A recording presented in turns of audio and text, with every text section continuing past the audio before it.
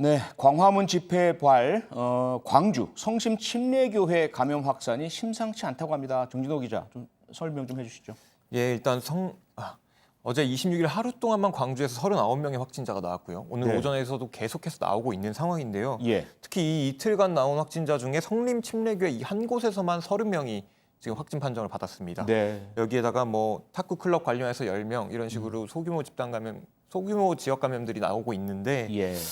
이 성림 침례교회 같은 경우에는 문제가 아직까지 진단 검사가 끝나지 않은 상황이라 더 나올 수도 있다는 것. 네. 그리고 이 광화문발 확진자로 지금까지는 알려졌거든요. 성림 예. 침례교회 1차 확진자가. 네. 근데 15일에 광화문 집회를 참석하고 나서 두 차례 예배를 참석을 했고요. 16일, 아하. 19일. 예. 그리고 이분이 첫 번째로 진단 검사를 받은 게 24일입니다. 그러니까 이 9일 동안 광화문 집회 참석 사실을 알리지 않고 이렇게 예배를 드리면서 뭐 예. 이렇게 돌아다녔던 거죠. 그러다 보니까 언제까지 이 확진이 더 나올지 모른다. 몇 차 감염까지 나올지 모른다. 현재 이런 상황이 돼버렸습니다. 네.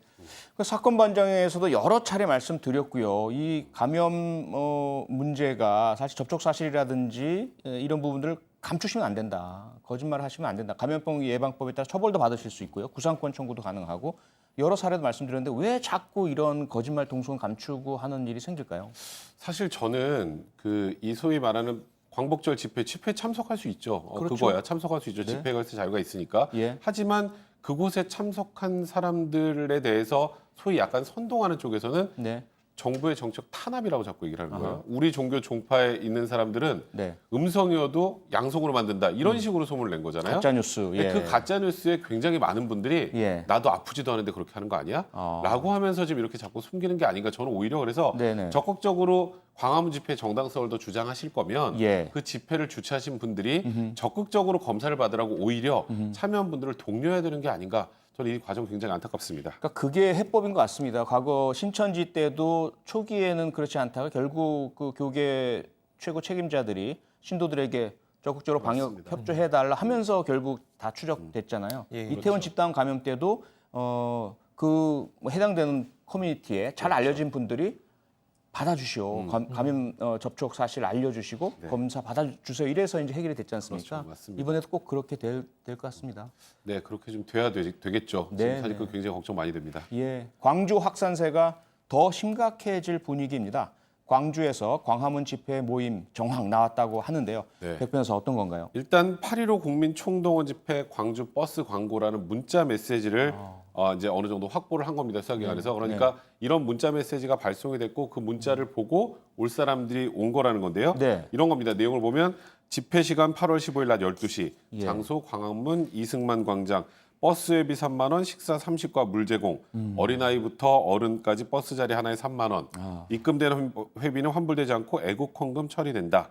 몇 시에 출발하고 뭐 이렇게 나온다. 그다음에 어디에 계좌번호 이런 것들이 문자로 온 건데 네. 그래서 이제 이 관련된 목사에게 확인한 건 101명인데요. 예, 여기서 일단은 이 목사님의 얘기만 듣고 할 수는 없으니까 GPS 등을 통해서 조사로 파악한 인원을 다 합해 보니까 네. 총 222명이 일단 이 전라도의 광주에서 광화문 집회 참석을 위해서 버스에 탔고 광화문에 온 것으로 지금 확인되어 있는 상황입니다. 네. 정진호 기자, 그런가 하면 경기도 하남시도 이 광화문 집회발 코로나19 감염 사태가 좀 심각하다면서요? 예, 맞습니다. 아직까지 집단 감염까지는 이어졌다, 뭐 확인됐다 이런 상황은 아니긴 한데요. 네. 집회에 참석한 50대 남성이 나흘간 찜질방에서 지냈다고 합니다.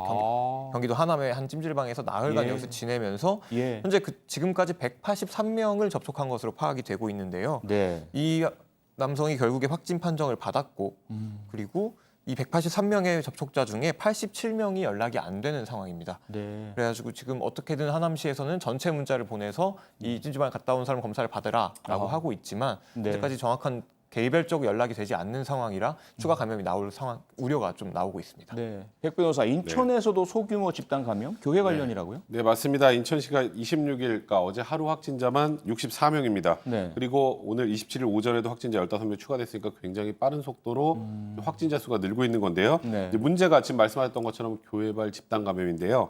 서구 주님의 교회에서 25명의 확진 판정을 받았고 누적으로는 30명입니다. 네. 그런데 이 가운데 한 분이 또 광화문 집회 다녀와 확진된 환자와 접촉한 사실도 확인을 했습니다. 네. 그리고 인천 서구의 82번 환자는 코로나19 확진 판정 전에 또 제주도에 2박 3일을 다녀와서 아이고, 예. 또 제주도에서까지 코로나19 확진자가 또 늘어나지 않을까 우려가 되는 그런 상황입니다. 아, 예. 교회발 확산세가 계속되자 문재인 대통령은 교회 지도자 16인 16명을 청와대로 초청해서 간담회를 가졌습니다. 영상 먼저 보시겠습니다.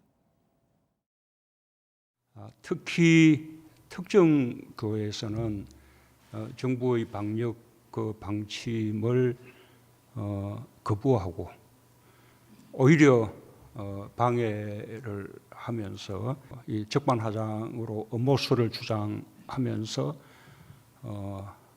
큰 소리를 치고 있고 여전히 이 정부의 방역 조치에 협력을 거부하고 있습니다. 도저히 상식으로는 이해할 수 없는 그런 일이 교회의 이름으로 일각에서 벌어지고 있습니다. 방역은 그 신앙의 영역이 아니고 이렇게 과학과 의학의 영역이라는 것을 모든 종교가 받아들여야만 할 것 같습니다. 네, 일부 교회발 확산세 이 부분 뭐 방역 당국 각 장관들 뭐 국회에서도 계속 이야기했지만 결국 안 되니까 대통령까지 나선 그런 상황 아닙니까? 예, 맞습니다. 일단 문재인 대통령은 기독교계의 뭐 방역 협조 요청 이거를 네. 받아들일 것과 예. 그리고 일부 교회에 대해서 사랑제일교회를 위시한 일부 교회에 대해서 좀 작심해서 비판을 했는데요. 네. 그러니까 일단 도저히 상식으로는 일어날 수 없는 일이 있다. 아하. 뭐 그러다 보니까 이게 일부 교회에서 이런 일이 일어나다 보니까 전체 네. 기독교의 이름에 좀 누가 되고 있다. 아하. 뭐 이래서 전체 기독교계가 좀 협조를 해줄 것을 좀 요구를 했습니다. 네. 거기다가 바이러스는 이런 종교나 신앙을 가리지 않으니까 대면 예배는 최대한 하지 말아달라 네. 이렇게 요청을 했습니다. 네.